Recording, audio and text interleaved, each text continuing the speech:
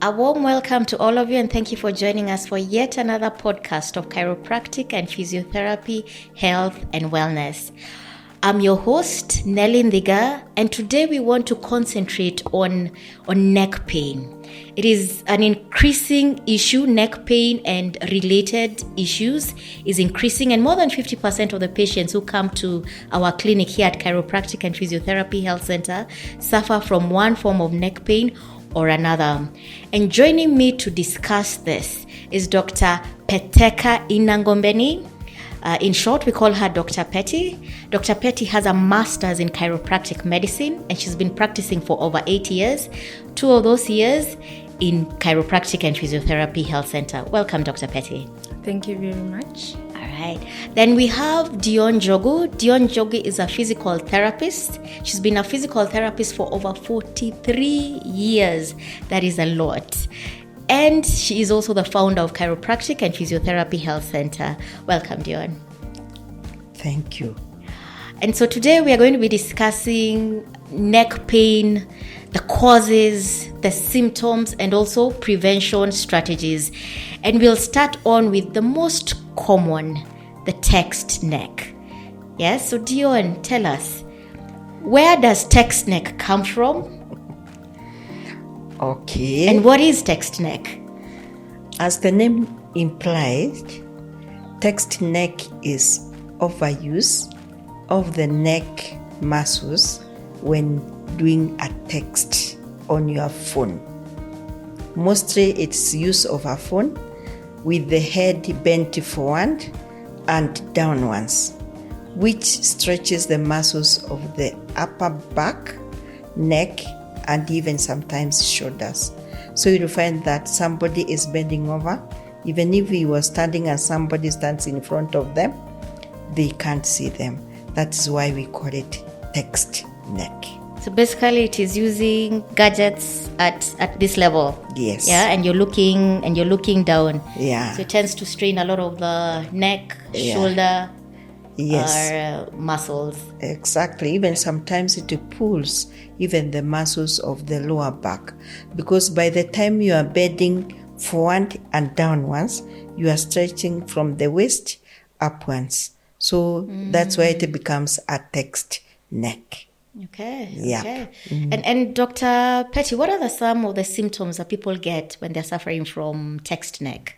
Okay, so I may add that in the past, this wasn't a condition because we used to use our phones occasionally. Yeah. But now because we use it for work, we use it for more than 3 hours, and after that you're looking at the computer. So it creates a notion of that posture that is maintained for more than a certain amount of time. So most of the time you'd feel more of neck stiffness and you'd feel pain. And sometimes you might feel even like a sharp shooting pain, depending on how long you've been having the text neck. Okay. You might feel shoulder tightness as well if it's associated with stress. A lot of us, we associate work with stress, unfortunately. Yeah.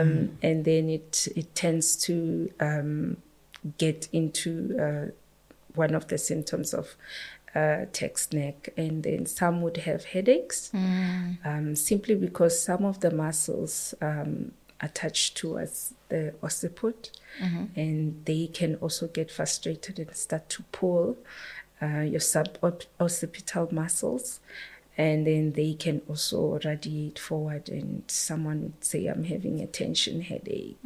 So sometimes that's associated with the text neck. We'll come to the issue of the headaches later and go in depth into it. But I'd like to know, if I'm constantly this way texting, would my thumb also get issues, Dion? Would I also have text thumb? Yeah, it will happen because most of people type with the thumb bilaterally. Mm-hmm. and the Bilaterally meaning? both thumbs at the same time. Oh, okay. So they hardly use the other digits. So because of bending the upper part of the joint of the thumb, you find that they are always bent at an angle. Persistently, the way Dr. Petty is saying, it will cause shortening of the small muscle of the thumb. And you will find that it is making an angle of 90 degrees from the upper joint. And lastly, what will happen is that it causes the palm muscles to become stiff because you are just moving the top. So the rest of the palm has to be stagnant, no movement until you finish the typing. So it causes also a deformity on our thumbs, especially both sides. And it causes you to have a poor posture of your palm because it's always in tension. That is what it can affect apart from the neck. So after a while, your thumbs might be in a very funny Lastly, lastly, one might develop, of course, now the people with text necks, a majority are young people. But later, they might have arthritis on their thumbs in the future because you have overused the joint. And later you'll find that you can't bend it easily as you are doing what? Doing the texting. Okay. Exactly. Okay. All right. Dr. Petty, is the text neck only with phones? Does it happen with laptops, with the use of computers? Yes. So basically, when you use your laptop, a lot of us are using laptops instead of those older computers that had a screen up there. It can affect the neck as well and cause those same symptoms. The same symptoms. Simply because of not knowing how to place ourselves relating to posture. So if the posture is bad and the setup is also bad, it can lead also to what we've identified now as text neck. Yes, so they are relatable simply because of how the posture is when you're using the computer, especially the small laptops. And the iPads. Yes, yeah. Okay. Maybe iPad can cause text neck more. But what on the laptop or the computers, what gets affected is what we call upper back syndrome, which means that you don't bend the neck alone. You bend even your upper back. Oh yes. So this, when you use computers, the whole thing from text neck goes to what? To upper back syndrome, which now affects even the muscles even lower than the neck. Okay. Yeah. All right. So how do we prevent this issue, the text neck and the upper back syndrome? The first thing is that you have to be aware when you are doing your texting that am I in the right position? And the right position for you to do texting is just to put your phone in front of your chest. I want to tell you to put it up to the eyes because people feel uncomfortable.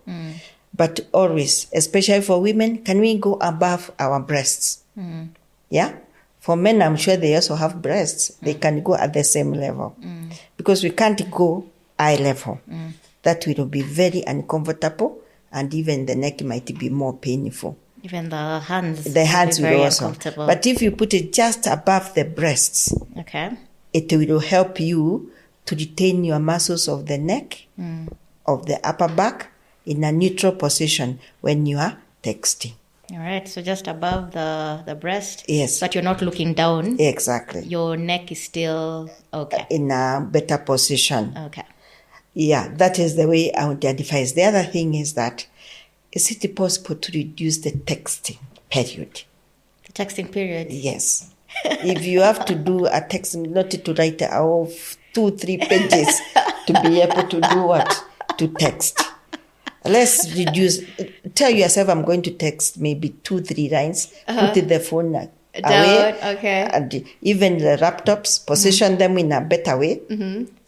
You are calling them Laptop raisers. iPad. Yes. The iPad, let it be in a better position, not down, always in a position where you feel you are upright, especially the neck.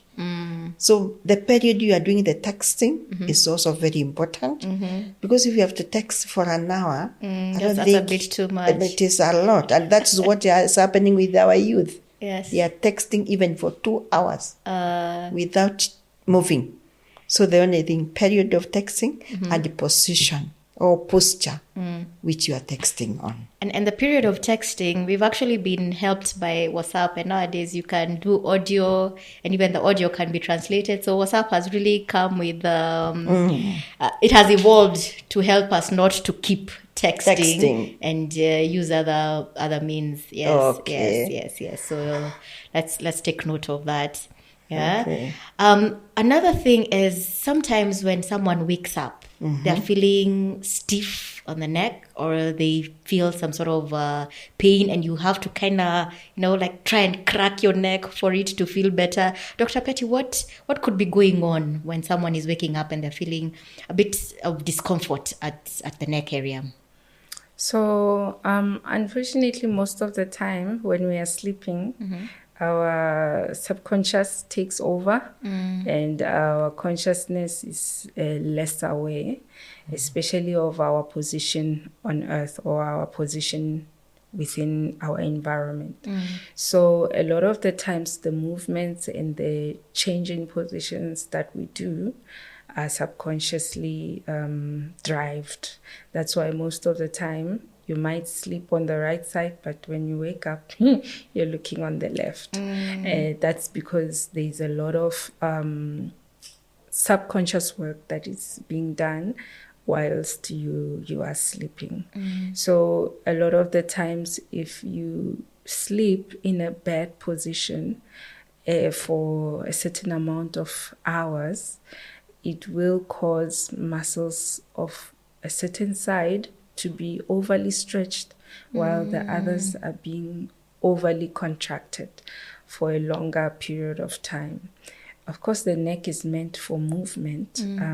You're supposed to be able to do all these kinds of movements. That's why we have the spine. But sustained bad movement is what causes issues. And because we are sleeping, we sustain a certain movement or a certain position for a longer period of time. Hence, we wake up with certain muscles overly stretched and certain muscles overly contracted, sometimes even spasmed. So then you feel like you can't move to certain areas. But after a certain amount of time, if those muscles get to relax, they allow certain amount of movement. Okay. That's noted. And Dion, are there specific postures that someone can take while they are sleeping that would actually be detrimental for their neck? The best position to lie on when you are going to sleep is usually side or facing up. When people go to sleep on their side, majority of them sleep on their shoulder. By the time you sleep for 2 hours, you'll find that your your arm gets numb. The reason is you have cut blood flow to your arm. So you sleep on the shoulder, then there's also this... Yes. So the best thing is always to avoid sleeping on your shoulder directly. The best part to sleep on is your shoulder blade, which tells you have always to slide a bit for you not to sleep on your shoulder. It's not easy because majority of people are used to sleeping on their arm. That is not right, and that one causes. If you don't have a proper pillow, you'll find always having a stiff neck in the morning. That is one. When you face up, there is conditions which you have to take care of, especially the lower part of your body. But when you lie on your back, the neck is very comfortable if the pillow is okay. But if the pillow is bending the head to go up, automatically you are mispositioning your neck. So the worst position we advise people not to sleep on is lying on your tummy. Why is that? When you lie on your tummy, the way Dr. Peto was saying, the muscles of one side will contract and the others relax.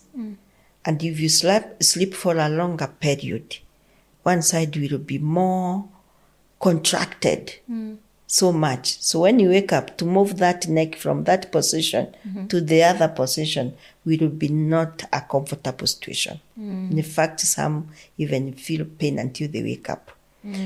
Because whenever you lie on your tummy, there is nowhere to put your face down straight. You'll be forced to turn to one side and to the other. Yeah, right. This way. Exactly. So you'll wake up with your hands numb, neck pain on one side, depending which side you slept longer. So we advise avoid. Unless you have a bed which has a hole in front where you can put like massage beds, where you can put your face down and your neck muscles are well controlled. But in normal bed, please avoid it to sleep on the tummy. On the tummy. It will not only affect your neck muscles, it will affect even the lower back. Oh. Because in your body, the front part of your body is just a cylinder without anything. The intestines are so, I don't know how we call them, easy, so they can be able to be squeezed. So your spinal column follows your shape because there's nothing to support in front. So you wake up with a neck pain if you lie on your tummy, and the same time you get your lower back pain. It's neck and lower back pain because of lying on your tummy. So you accept that. Let's lie on your side, but you be careful not to sleep on your shoulder directly. Turn a bit so that you are on your shoulder blade. Exactly. Okay. And then that will make you sleep better. No neck problems. You will be comfortable. Okay. So side and back is good. You also mentioned the pillow. What is the right kind of pillow to use? The kind of pillow should be a soft one, which will be contoured according to your neck. Most of us support the head instead of supporting the neck. The pillow you should use should be able to fit between your shoulder and the ear, so that it is the neck we are supporting, not the head. You know, people put a big pillow here, so it bends the head this way, but the neck is not supported. So that causes the neck pain because of instability of the muscles. Perhaps you could demonstrate using the pillow. Oh, we have a sample of a pillow here. The thing is that you can look at this pillow. It is not as big as most of the ones in our supermarkets. So what you do, you take your pillow. As we said, you slide a bit when lying so that you don't lie directly to your shoulder. So you let the head sleep in between your pillow, but the neck, this part enters the neck. So the neck will be supported. The head, since it's a bone, it doesn't need support. It can turn anyhow. But the neck, because it has joints in it, it needs to be supported to remain in one curvature when you are sleeping. But when you support the head here, your neck will be in a squeezed situation and it will wake up feeling achy. Okay. Yep. So the pillow is for supporting the neck and not for supporting the neck, the head. The head. Yes. Okay. Dr. Petty, so you talked about headaches. And when people get headaches, what they do is pop pills. So when do you know it is, one, a headache coming from, what symptoms would make it a headache coming from the neck, and when should you seek help? Okay, so we have different types of headaches, and they are caused by different situations. In relation to this one, we have what we call a cervicogenic headache. So a cervicogenic headache is a headache that is caused by neck pain or neck dysfunctions. So when the neck isn't well, it can also refer some of the pain to the head. And most of the time you find that that headache is very relatable to the movement of the neck.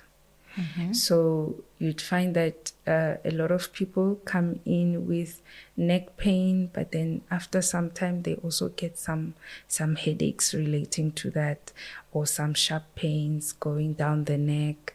That is because there are muscles and nerves that are relating to the head and also relating to the neck. And they are coming together from your occiput to C1, C2, and as So you occiput, occiput is more of your head, how your head now conjoins with your neck. also it's at the base of the base of the head. neck, yes. Okay. So base of the head comes together with the neck, and then they cause what we call a joint that is a atlanto-occipital, meaning part of the head, part of the neck, right? So there's also nerves that are coming out there. So those nerves can also be disturbed by our positioning of the head and all that. And you get a patient coming in with a headache, but also some neck pain, either some sharp pain when they are moving their neck, and that's more of what we call cervicogenic, meaning the headache originates from the neck. Okay. Yes. So it's they attribute it to when they move the neck, then the headache is also there. So would the headache be here? Would it be on the side? Would it be at the top of the head? Or would it be everywhere? So depending on which side has been affected of the neck, you might find the patient saying it's on the right, and then it also relates to the right side. So when they get the headache, they also will be indicating that it's more towards the same side. Okay. Because that's the side that they've strained the neck. Yes, and then we have more of tension headaches also coming from the muscles in the neck. Now it's bilateral. Now you'd find that the patient is feeling pain going all throughout the head. They often say it's like somebody has put a belt around the head. So that would be a tension headache, meaning that now the skull is being pulled by those muscles. So that is another form of headache. Yes. Okay. Yeah. And when someone has this cervicogenic headaches, Dion, what is the role of physiotherapy in treating the cervicogenic headaches and tension headaches? And tension, as you say, tension. It means the muscles which support the neck, and they support the neck and they go all the way to the shoulders, even if it's some in front, and then go along the spinal column. When it tenses up, it makes the neck shorter. When the neck gets shorter, it means it is blocking the nerves getting out of the spinal cord not to send the information properly. So that causes the tightness, or what we are calling the tension. So for us physiotherapists, what we do is that, first of all, we have to check, is it only tension, stiffness, or there is even swelling around the neck, especially where she is calling occipital, where the neck meets the head. Most of the time people get swollen there because that headache, they don't go to see a doctor immediately. They say it will go. It will go until they find that it has become nagging. So our work here is to, first of all, to get rid of the swelling, if any, on that area, and mostly the upper part of the neck. When the swelling is finished, we use our hands to release the tension on those muscles until the person can be easily able to move the neck, whatever position they want. Then after that, we show them some exercises to do to strengthen their muscles so that they are able to position their head in a correct way and a balanced one, where no muscle will get tensed than the other, which we call a neutral position when you are working. And that way you maintain it. A strong muscle supporting the head and the neck because they are coordinated, and then able to move at a full range of motion because now there's nothing tightening or tensing the neck. So our work is to remove the swelling, release the tension in the muscles, and increase mobility by giving them exercises. Yes. And strengthen the neck muscles. Yes. Okay. And Dr. Petty, as we talk about the role of chiropractic in solving cervicogenic and tension headaches, a lot of the times when we are feeling uncomfortable around the neck, we want to crack. And when you crack the neck in a certain direction, you feel relieved. And after a while, we crack again. So it actually helps us move the neck a bit more. So just touch on that and also tell us what a chiropractor does for tension and cervicogenic headaches. So as Dr. Dion was explaining, there can be a lot of tension, inflammation around the neck, and also there can be restrictions. So if you stayed in a certain position, like a sleeping position, for a longer period or extended period of time, your neck can also get stuck in a certain position. Remember, the neck has a lot of joints that allow movement. So if those joints get stuck, they don't allow a lot of movement to go on, or if they allow certain movement, they get sharp pain. So in addition to what the patient might come with, then the tension in the neck, they might feel when they try to do a certain position, they get a sharp pain that is localized. So they would just say, when I try to turn, there's a sharp pain that goes in there that they feel. So then you know that there's more than just muscles. Now it's also involving some joints. So what we do as chiropractic, we facilitate joint movement. So we adjust in order to make sure that there is movement in those segments. So the reason that people tend to crack their neck is to create joint movement. So most of the time, unfortunately, when we do that cracking, we are moving the hypermobile segments. So like I said, that joints are on top of each other and there are many. So if there is a joint that is stuck, there is a joint underneath and above that is going to compensate for that movement, for that lack of movement in that segment.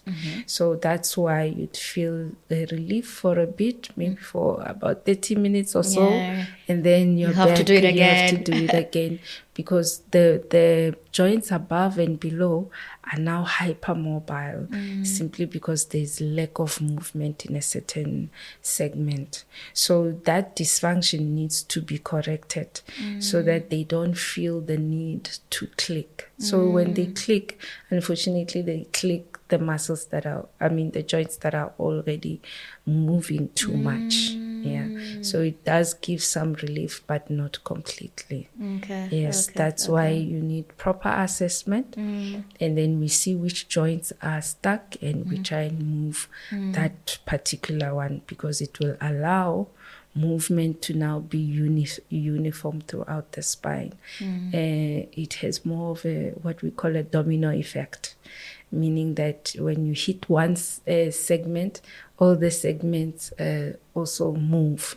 So that's why it's very important to make sure that you are moving the right segment in order to release the whole spine. So that's the role of chiropractic in that.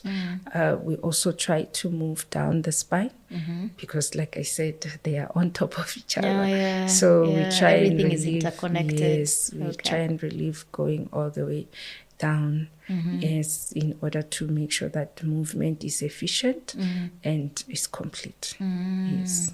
Okay. Dion, another very common condition is whiplash. So what is whiplash and when does it occur? Whiplash is, I would call it like a subluxation. I don't know whether that In English, please. It is unstable joint of the neck. Maybe you can help me to put it in the normal English. So what happens is most of the time it can happen in an accident where you get that movement. So you get the jerky movement going forward and backwards at the same time, which causes a lot of joint movement that is unregulated at that time. And then because of that shock, the muscles now lock. So you'd find someone now after having a whiplash, they can't look left or right because those muscles have locked because of that, what doctor's saying, the jerky movement. That movement that is unstable that happened all of a sudden.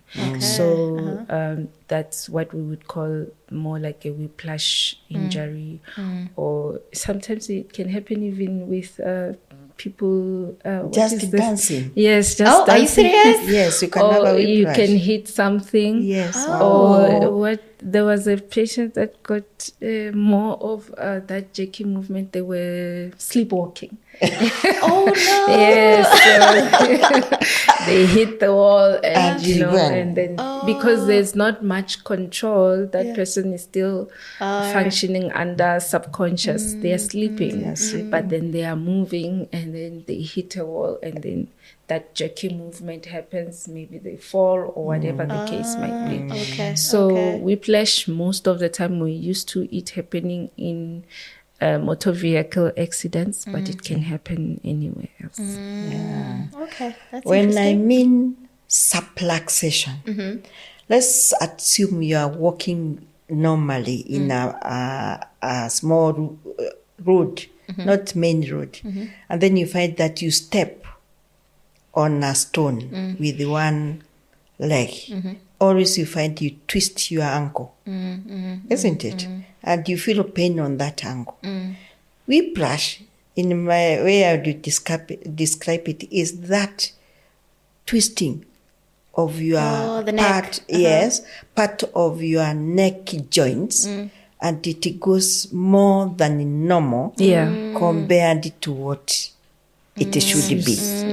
You don't have people who sometimes they drink when they enjoy themselves, and you find the way they move on the road, before they fall down, they always make their neck to have a whiplash. So it is hyper movement of some of the neck joints. Sudden abnormal movement. Jacking, yes. So it makes the two bones which are in one line, the one goes that way and the other one goes that way. So the ligaments which join the two bones, the muscles, tendons which join the muscle to the bone, they all get affected. You might not feel it immediately. Oh, okay. You can stay even 2 to 3 years without any complaint. But when it will start coming, you will come with what she was calling cervicogenic headache. And when you come to see the doctor or the physical therapist, when we look at the history, you will tell us one day had somebody banged my car from behind, or we were just somewhere and I stepped somewhere, I fell off on my side or on my tummy. That tells us that you got a whiplash that time. And the body knows how to treat itself. So it will heal the main swelling and reduce it. But it won't return the position of that joint back to normal. Okay. So when the nerves are coming out or going, the blood vessels going up, they will get restriction because that place got scarred.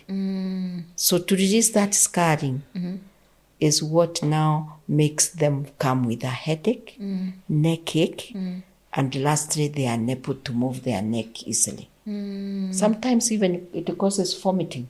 You feel nausea and vomit because of a whiplash. So it is a very major injury. It's only that because of where it is treated, it is very hard to discover it immediately.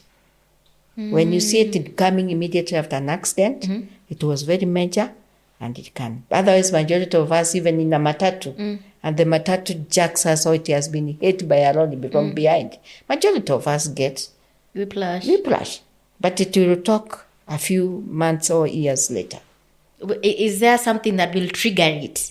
Like a few years or a few months down the line? Yes. The first one is what we were talking about, text neck. The other thing is overuse on the computers. So your lifestyle will the trigger way, it. yes, or the way you sleep.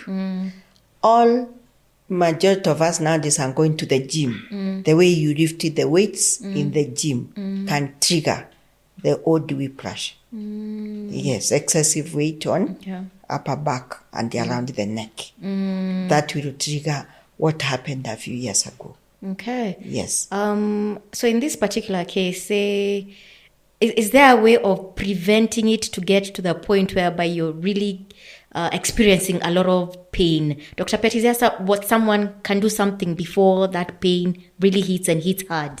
No, okay. So I just want to indicate that if it's an immediate reaction, you also need to take heed and take x-rays, because if you are having that pain occurring immediately, that might mean that there's more problems happening, or there might be more that needs to be seen.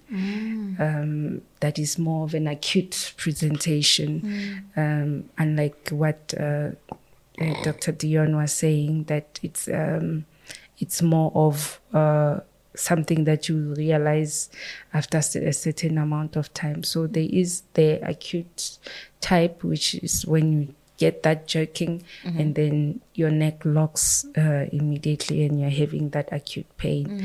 And then there's that one whereby your body copes and then allows you to still go on for some time. So in that regard, when we have someone who is acutely in pain because of a whiplash, it's very important to do some x-rays and find out if there's anything affected. Okay. Your question again? Sorry. So the question is, if I get an accident today, instead of, that trigger that comes in a couple of years down the line, a couple of months down the line, is there something that I can do today to make sure that I don't get that very intense pain, both of the neck and of the head? Anything that can be done before to prevent that? To prevent. So, like I said, it's more of an something that is sudden and it happened, right? So more than it is prevention, it's actually treating. So at that point in time, you can't say you are preventing. Maybe you are preventing it from getting worse, but you're not preventing it from happening. You're preventing it from getting worse if there is a situation. So given that you've had a whiplash, you can use some muscle relaxants, or you can do some stretches, especially if you really felt some pain at that point in time. You can stretch your muscles, but the best way, from my experience, is to get seen, especially after. Treatment is a must. Treatment is a must, especially if you really felt the movement. Yes, the smaller amount whereby the body copes well. You can even continue with your daily activities. But then there's that one whereby you really felt it. Yes, you coped your way out of it. Like if it can take you a day or two to get out of it, definitely get it seen, get it treated, even if at that point you're no longer feeling that much pain. So the problem with us is that once you can say, let me give it a day or two, let me give it a day or two. If I feel better, then I don't go and get treated. So it's very important that if you felt it for a day or two, do get someone assessing and then treating, so that it doesn't get to that acute stage. Yes. The other thing is to have medical checkup. We all get those jerks whenever we are in the vehicle or something traveling. It's common. It's very common. Breaks before a bump. And you find yourself going up and down.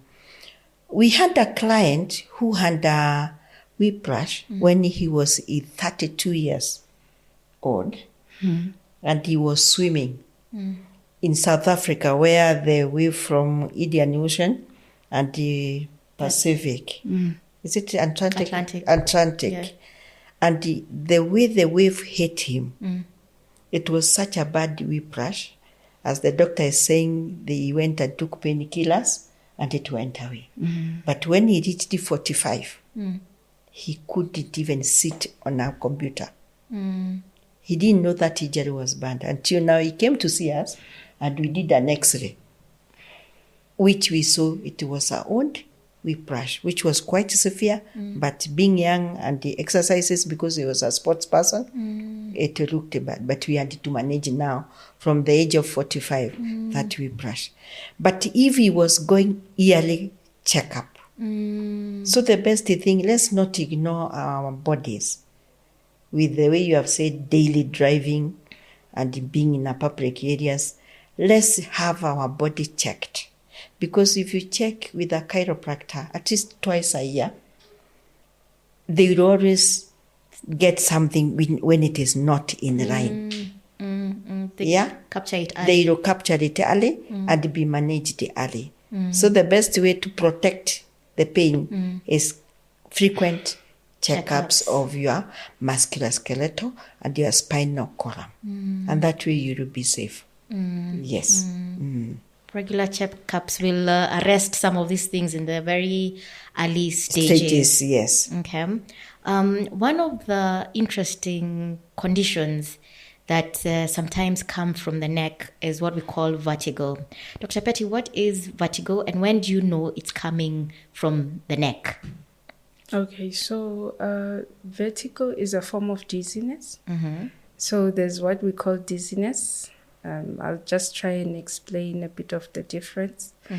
With vertigo, you feel like the surrounding is moving and you can't control the movement. So most of the patients would feel like being still is the best way to cope with it.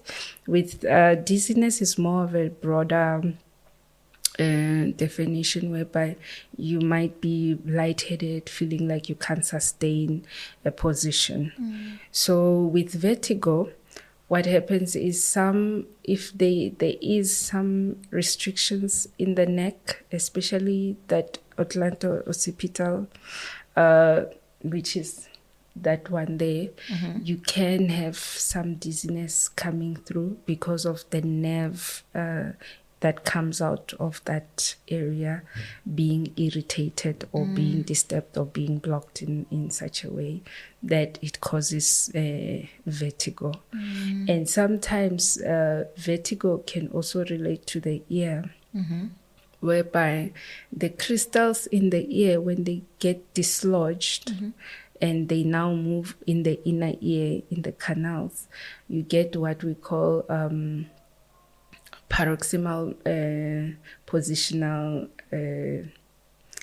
Baining paroxysmal positional vertigo, which means that it was created by movement. Either you were turning maybe on your bed, and then that crystal in the inner ear got dislodged and it went into one of the canals, and it's causing that feeling of the world circling, and it just happens sudden and short. So it's not long lasting, but it keeps happening. So you might now need a further assessment into what's going on in there, whereby we do some tests, where we get you moving. We get you moving. We basically turn the head to 30 degrees, and then we'll get you lying down at an angle of 45, which is a kind of a fast movement. It's called the Dick's maneuver. Basically, you just move that patient down. They are first sitting, and then you turn them 30 degrees, and then you move them down, whereby they are extending the neck.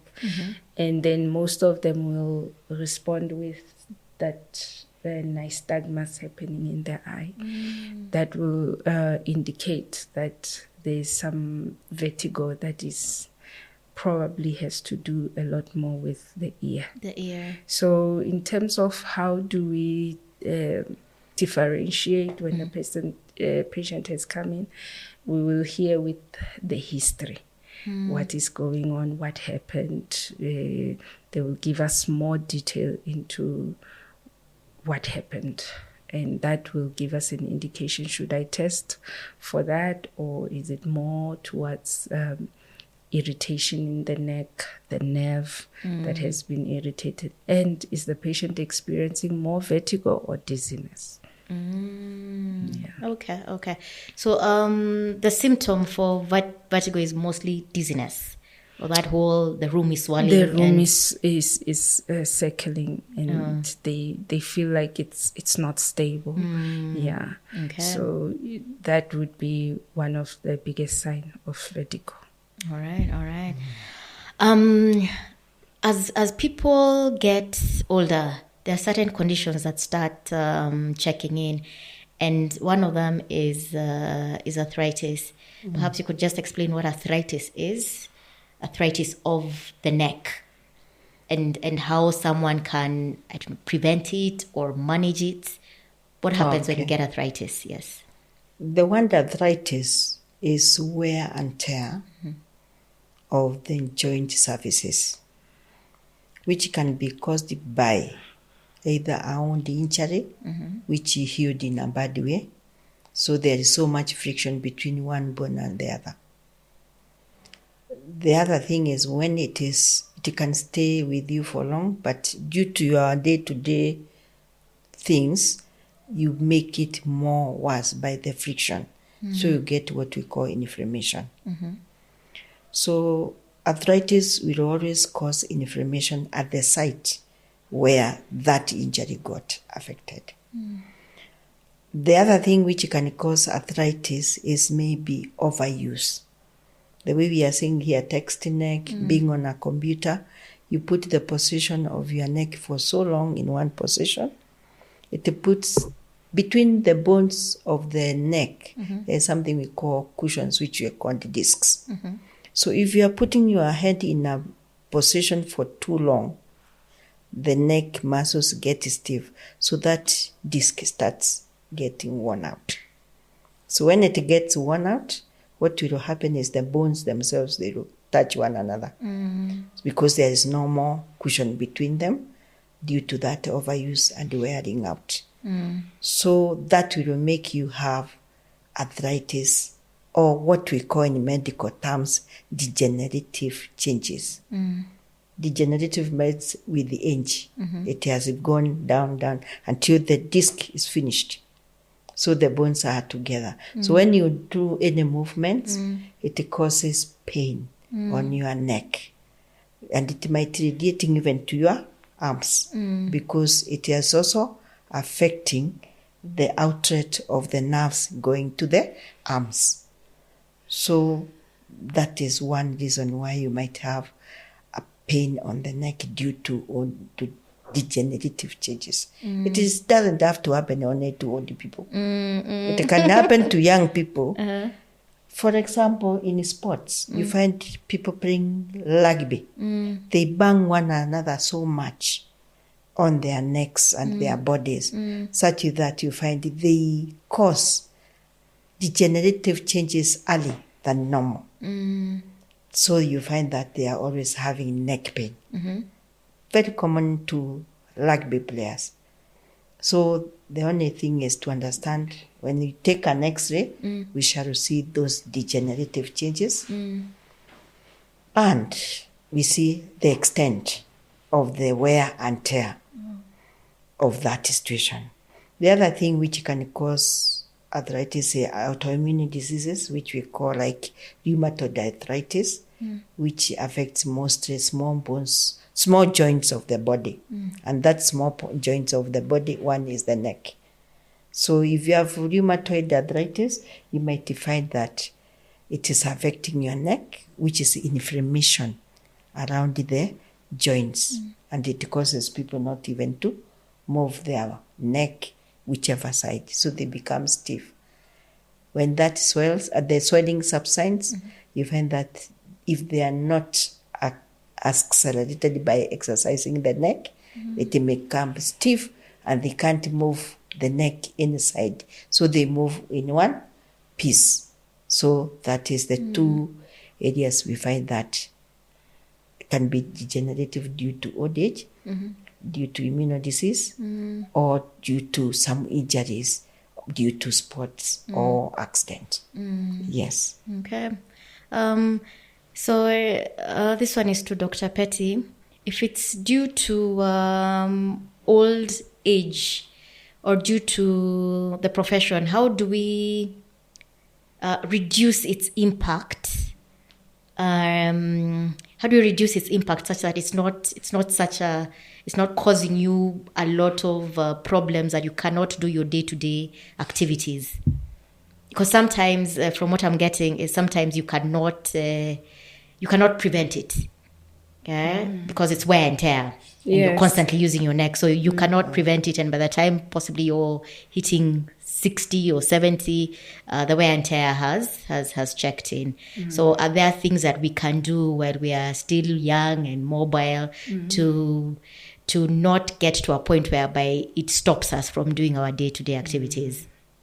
So I think the main thing here that every health provider would recommend is exercise. Exactly.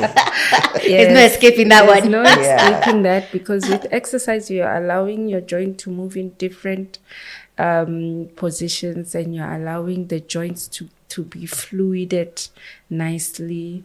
You're allowing the cushioning which happens in the cartilages and the discs to be well, and the muscles not to be restricting or putting too much pressure on the joints.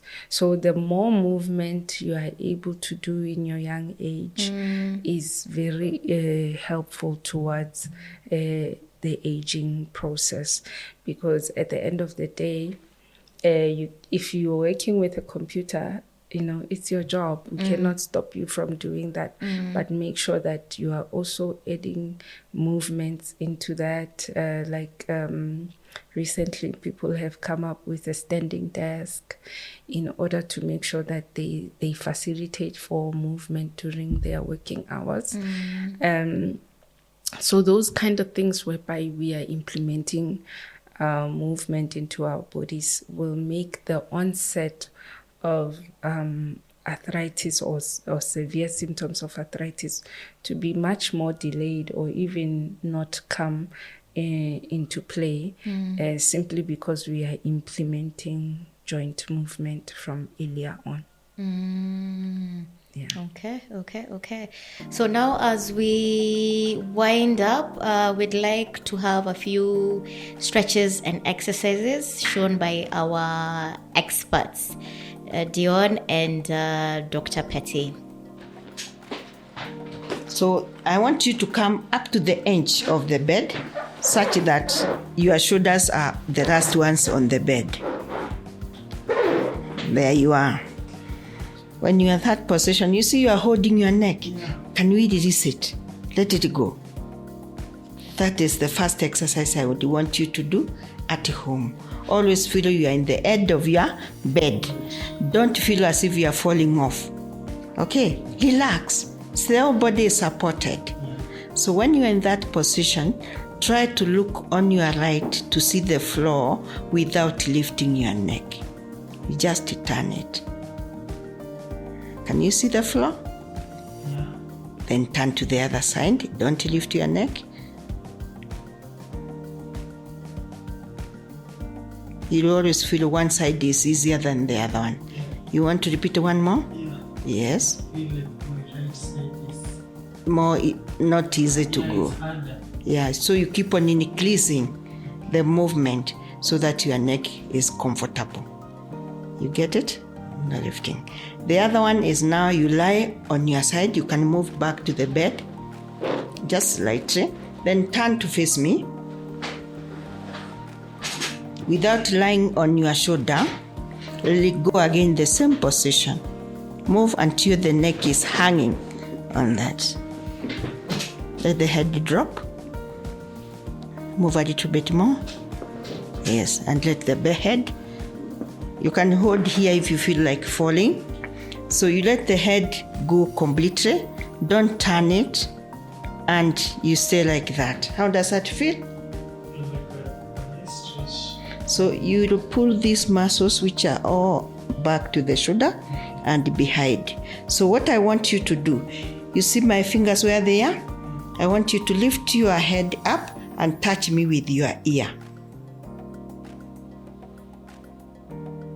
And you hold it there to a count of 1, 2, 3, 4, 5, 6, and down slowly.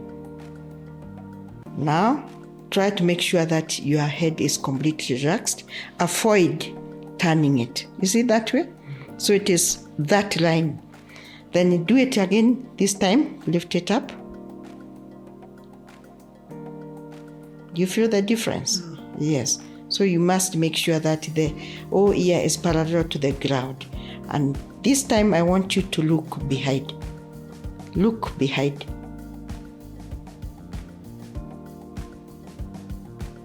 Until you see that curtain behind you. Then you come back again to the middle and then you go down. Let's try it one more. Come up, touch my shoulder with your ear. Then when you are there, turn to look behind you. You count to 6 seconds and then down. Now you can repeat the same thing on the other side. So now lie on your tummy. A repeat of 10 times it will be very comfortable. And then you can do it at least. Now move until you feel your chest is supported here. Let your hands be loose there. Let your hand also drop as much as you can.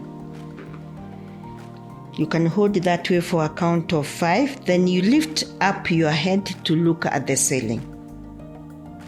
Look at the ceiling. It might be difficult the first time, but wherever you reach is good enough. And you hold there to a count of 6 seconds. Then you go down again. Up. As high as you can see without lifting your chest. Down. Go, go, go, go. Then you lift up yourself again. When you reach your maximum, try to look to your left without bending your neck. And this other side.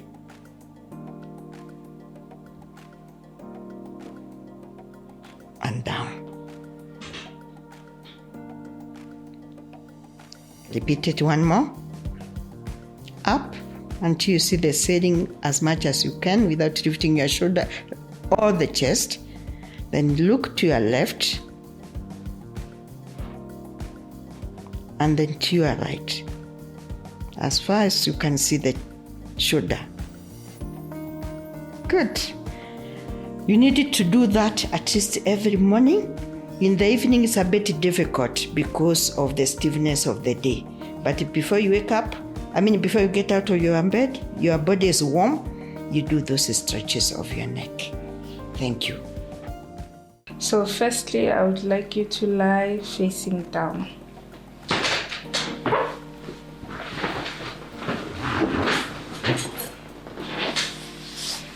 So strengthening this, the upper back, you need to strengthen mainly this area.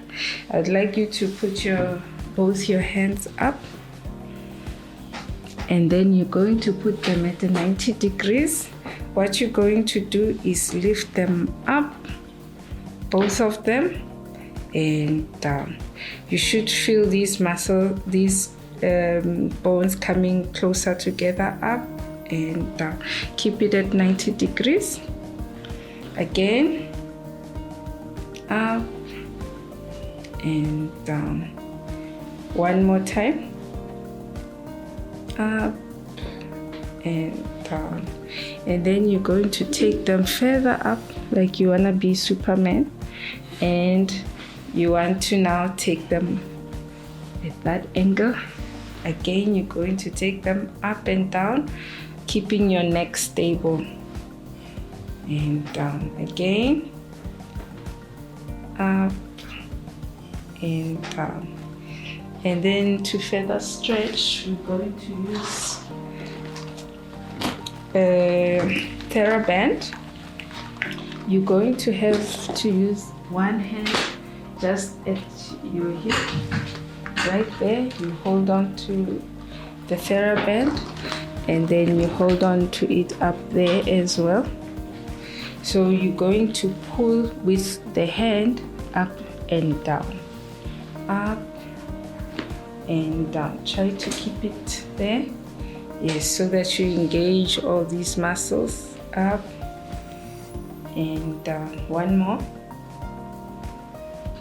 And down. Let's do the opposite side.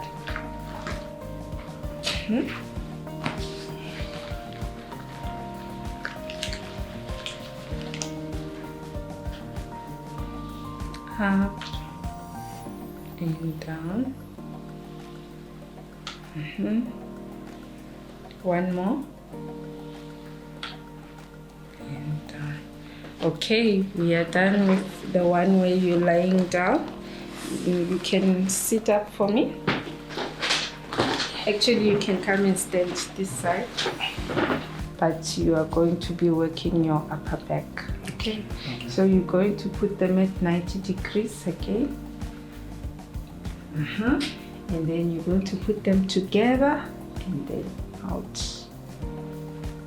Okay. So you must make sure you extend over the angle of the shoulder so that you can feel contraction over there. Good. Do two more. And then you're going to be stationed over there. Again, behind your shoulders. Good. And then you're now going to go up and 90 degrees. Good. Again. And 90 degrees. One more time. And then another one with the TheraBand.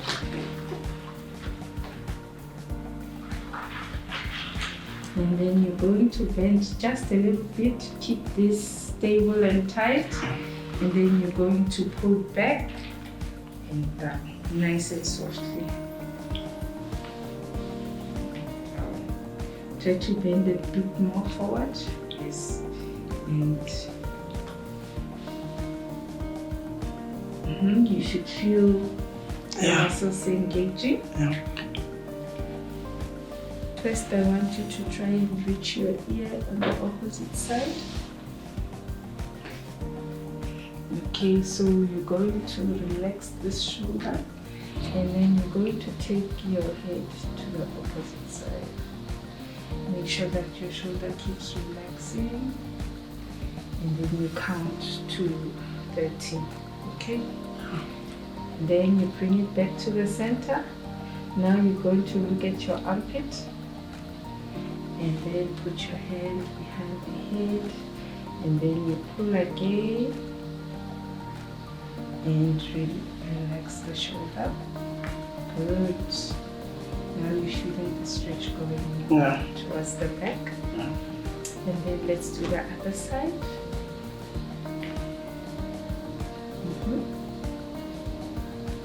And down.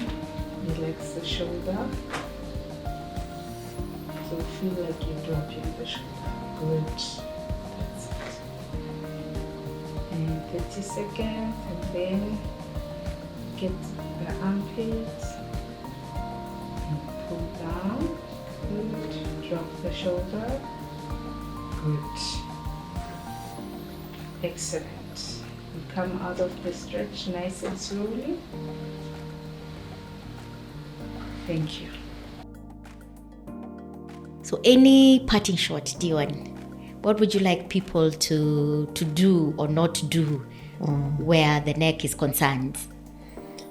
What I will, let me say what I would make people to understand is that our day-to-day life has to be used by our bodies. Or we have to use our bodies to do whatever we have to do to keep on living. The first thing, if your work involves a lot of neck movements, make sure by the end of the day or beginning of the day, as you have said, stretches, make sure there is enough mobility. And we say movement is lotion of the body. So let's make sure before you start your job, your neck is very mobile. You can do all the movements of the neck with the comfort. By the end of the day, before you go to bed, make sure you have the same mobility so that it can give you time to do it tomorrow. That is one. Make sure there's always mobility in the body as you're saying exercises. The second one is always, I know people go for checkup to see in the hospitals to have their blood pressure, whether they have sugar, whether they have thyroid. Let's not ignore musculoskeletal system because that will make us you'll be told about any joint arthritis or wear and tear early enough so that you know if I'm having neck problem, I'm not supposed to carry things on my head. I'm not supposed to carry heavy things this way so that you change the lifestyle. So the best thing is check up at least twice a year would be very good. And then make sure you exercise your parts of the body frequently, especially the neck. Yes. Okay. And there's something you've mentioned. We have certain cultures or certain people in the rural areas who actually carry things on their head. Does it have an impact on the neck? Long lastly, they always have a neck problem. But it's not as severe as the people who are changed to technology. Oh, okay. That one is worse. That is worse. Because for old people, or the people who use to carry things on the head, by the way, it doesn't affect their head or neck. It affects their lower limbs. So you'll find the people who carry weights on their head, they get curved on the knees. So that you find as if they have knock knees. Because when they are carrying here, I don't know what they put on top of their weight, such that it doesn't put pressure on their necks. The necks are mostly very safe. They are not. We don't get a lot of neck issues with the people from the rural due to carrying weight, because there is a base they form before they put a weight. So the weight is distributed in the whole body, and the part affected mostly is usually the knees. The knees. So they end up wearing a chair of their knees instead of their neck. That's the observation I've seen. I don't know about Dr. Petty. Okay. Yeah. So any parting shot, Dr. Petty? So basically, I think maybe she has covered everything. I think one thing that I might indicate to this is stress. Stress in the long run, it does affect the neck. A lot of us are having to sit in bed posture and then also getting stressed over that. So we have good stress management. Exercises also form part of managing stress, but most of us delay when it comes to that, delay when it comes to our relational stress, but in the long run it does affect. So make sure that you are managing your stress well. It's hard to say that a person cannot have stress. that is Not in today's world. Yes, that's impossible. So make sure that you are managing well. You are talking to people. If you have an issue, you are making sure that you're dealing with the issues that are around instead of carrying it. Most of the time it does affect the neck. Okay. The other one we can add is that we have done the posture correctly in this state where we talk here. Oh, yes. So always make sure whenever you are doing whatever you are doing, either you are walking, standing, or sitting, use the best ergonomic positions for you to do your job. So long as you have good posture, your body will always be able to agree to what you are doing. Posture, ergonomics, very important. Okay. Yeah. So there you have it, folks. You need to have your regular checkups to find out whether there's an issue. You need to keep doing your stretches and exercises, and come to the clinic for treatment of your neck. Please subscribe to our YouTube channel, Chiropractic and Physiotherapy Health Center, so that you can have access to any upcoming podcast, and also the previous ones where we showed you how to sit right, how to stand right, and how to sleep right. I have been your host, Nelly Ndiga. Do have a lovely evening.